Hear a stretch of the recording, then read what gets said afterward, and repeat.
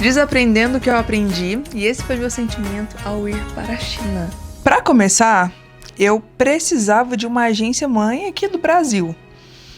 Então, eu tive com quem contar, ele me deu todo o suporte, e também tive a intermediação, que era a agência que fazia o contato entre a agência mãe e a agência da China. Elas foram fundamentais, assim, nessa trajetória. Vocês vão saber por quê. Então, tudo começou com o contrato. Eles mandaram um contrato à agência da China para eu assinar.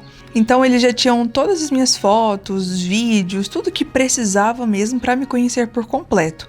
Mais do que isso, eu fui descobrir depois que eram materiais usados para me vender já na China. Por quê? Eram materiais importantíssimos para eu chegar já trabalhando. Então eram uns cases assim, sabe?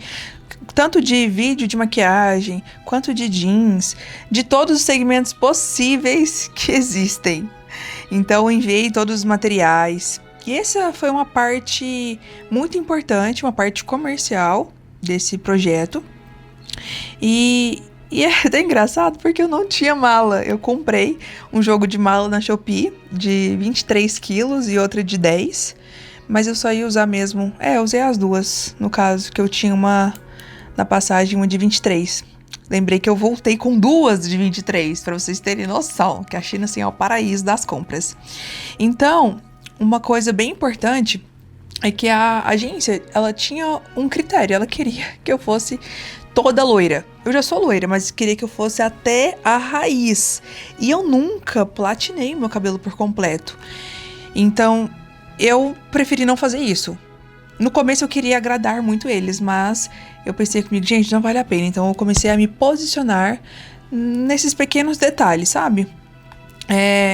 E aí o começo do vídeo foi falando justamente isso, desaprendendo o que eu aprendi. Porque eu tive que aprender novas formas de pose.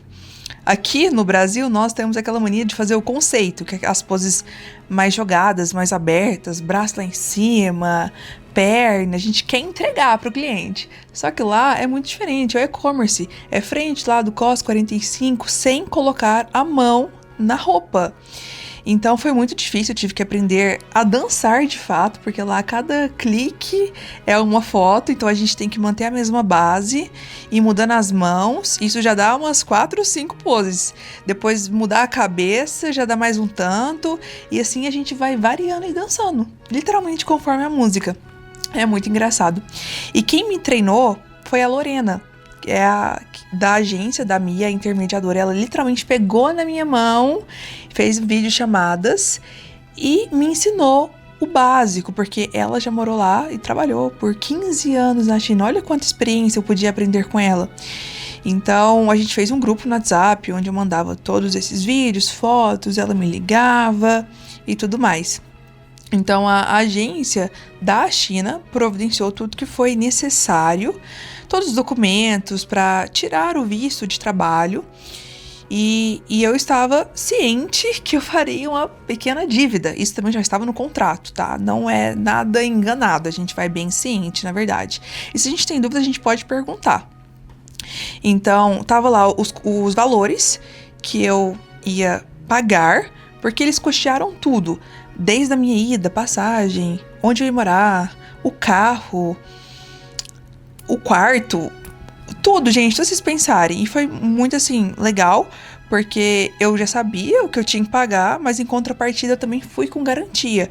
As meninas da agência negociaram isso pra mim, porque era a minha primeira experiência fora, então eu nem saberia como fazer, foi muito importante. E aí eu fui com a garantia de $3.000, independentemente se eu pagasse a dívida ou não, eu ia voltar com esse dinheiro, entendeu? E é muito importante para as meninas que querem viajar ter essa segurança, porque você se sente mais confortável, sabe? Não sente aquela pressão de ter que trabalhar a todo custo, sabe? Aquela coisa assim, meu Deus, tem que pagar? Então, e aí fui com a cara e a coragem. Então eu fui tirar o visto em Brasília, eu moro aqui em Goiânia, é próximo, então foi bem tranquilo. Quem me levou foi meu pai. E, gente, se eu estava ansiosa, imagina esse homem. Ele, assim, gosta de ser o primeiro em tudo. Lá, se eu não me engano, os portões abriam 9 horas da manhã, era por ordem de chegada. A gente chegou 7h30. tá? E nós ainda fomos o segundo da fila, porque nós não sabíamos que tinha que pegar a senha. Mas foi bem tranquilo. Mas tem um detalhe muito importante. Sempre tem aqueles perrengues que quase deu errado. Gente, pensa. No documento estava escrito que eu era da Rússia. E no meu passaporte é do Brasil. As informações não estavam batendo. E quem mandou esses documentos era a agência da China. Ou seja, o fuso horário é muito diferente, é uma loucura. Enquanto aqui tá de dia, lá tá à noite. Não tinha como eles enviarem um novo documento corrigindo essa nacionalidade. E a menina, assim, foi muito proativa. A menina que tava me atendendo lá no visto e conseguiu mudar de from Rússia pra from Brasil. Porque senão eu não ia e já tava, assim, em cima da viagem. Porque eles já até tinham comprado a passagem. Então, quase deu errado, assim, eu fiquei super nervosa, porque eu nunca tirei um visto na minha vida. E lá não teve muitas perguntas, porque a gente já mandou os documentos prontinho. Era um visto de trabalho. Então eles sabiam onde eu ia ficar, onde eu ia morar, quanto tempo eu ia permanecer. Então não teve entrevista. Só era chegar, dar os documentos e sair. Entendeu? E como eu não quis ficar em Brasília para esperar, eu pedi para mandar pelos correios. Paguei até uma taxa um pouco maior. Mas assim, não sabia quando, tinha um prazo, mas eu precisava o quanto antes. Até paguei com a urgência. Eu tava com muito medo de não chegar a tempo, gente. Agora, de volta pra correria, aqui de casa, arrumando as coisas, a mala, aquela empolgação. Comprei as malas, chegaram, então tava na hora de fazer elas. As meninas, a Lorena e a Cláudia, me atentaram. Olha, Ana, não levo muita coisa, levo o básico, levo comida.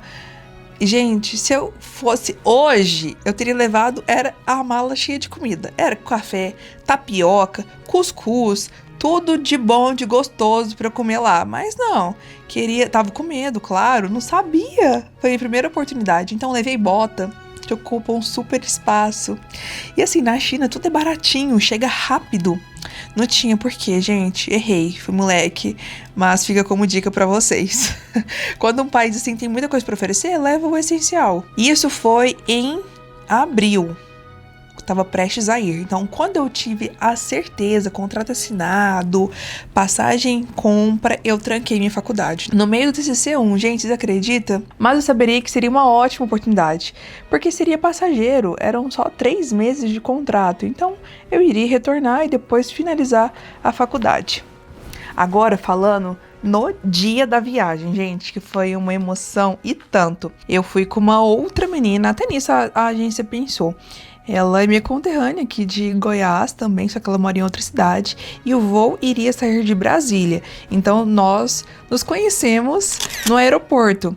Lá eu pude conhecer os pais dela, pegar um número, eles conheceram meu namorado. Então, foi muito legal essa troca e ter essa companhia de fato, porque era a nossa primeira viagem internacional. E o meu namorado foi me levar até Brasília. Nessa parte eu contei com toda a minha família para essa logística. No dia meus pais não estavam aqui, acho que eles viajaram, mas eu deixei uma carta escrita à mão para cada um da minha família, para os meus irmãos, para eles, tudo aqui a gente escreve carta. E foi bem assim emocionante, porque eu senti neles que eles não queriam, assim, despedir, sabe? Porque era muito forte. Eu sou a mais velha aqui de casa, então ir pro outro lado do mundo foi, assim, bem significativo. Mas minha mãe, ela estava, assim, bem segura, porque diferente das outras oportunidades que eu tive, eu não tava confiante, de fato, sabe? Então, nessa vez, ela sentiu que, independente de tudo, eu ia fazer dar certo. Por isso que ela ficou mais tranquila. A gente transmite isso pros nossos pais. Fora que eu tava compartilhando todo o passo a passo com ela. Então isso deu mais segurança ainda. Então saímos de Brasília e fomos para Lisboa, que seria a nossa primeira conexão, por conta da nossa booker, a Lorena. Nós fizemos uma parada lá de 6 horas. Foi pensado, foi bem estratégico. E lá a gente pôde conhecer a cidade. Então o primeiro país que eu conheci foi Lisboa. A gente foi pra praia de calça jeans e tênis. Comi o famoso pastelzinho de Belém. Gente, que delícia. Eu comeria uns 10, assim, a rodo. E lá ela pôde dar dicas também práticas de como seria. Depois a gente voltou pro aeroporto e lá começou a loucura. Meu Deus. Porque de lá, de Lisboa, nós iríamos direto pra China. Gente, eu não sabia que era tanto tempo assim. Vocês já assistiram o Manifest, aquela série da Netflix? Que o avião se perde no voo, no espaço, no tempo. Pareceu a mesma coisa. Juro pra vocês. O avião já era da China, já era velho. Nós ficamos na porta do banheiro. A comida já era diferente. Gente, meu Deus do céu. A gente abria a janela, era o mesmo céu. Fechava, passava almoço, jantar, lanche. Era a mesma coisa. Só que, como o avião era velho, não dava pra ver o aviãozinho assim, se movimentando, o horário atualizando. O horário do celular, como a gente ia passando pelos países, mudava o fuso horário, então eu não sabia de fato o que estava acontecendo, a gente ficava agoniada. E lá se vão 14 horas no avião, em cima, lá, tá? Aí você fica pensando, como que ele abastece? Eu não sei, só sei que eu tô viva. Então, e era o mesmo céu, tá, gente? E só de curiosidade, eu saí aqui do Brasil dia 20 de abril e eu fui chegar lá dia 22. 2 dias viajando. Você tem que estar preparada, viu, menina? Sem dormir, sem tomar banho, aquela coisa, aquela nhaca. Meu Deus, tava agoniadíssima. E não deu problema nenhum, gente, eu falo que foi muito tranquilo, porque a Lorena deu o passo a passo. Quando a gente chegou na China pra fazer o voo doméstico pra outra cidade da China, que era Guangzhou, onde eu iria ficar, ela fez todo um passo a passo, vídeos guiados, com foto, placa, tudo. Então foi bem fácil seguir o roteiro, a documentação estava pronta. E lá, o que a gente mal sabia era o inglês. Então, assim, foi bem desafiador. E mal sabia eu que o real desafio estava por vir nos próximos 90 dias.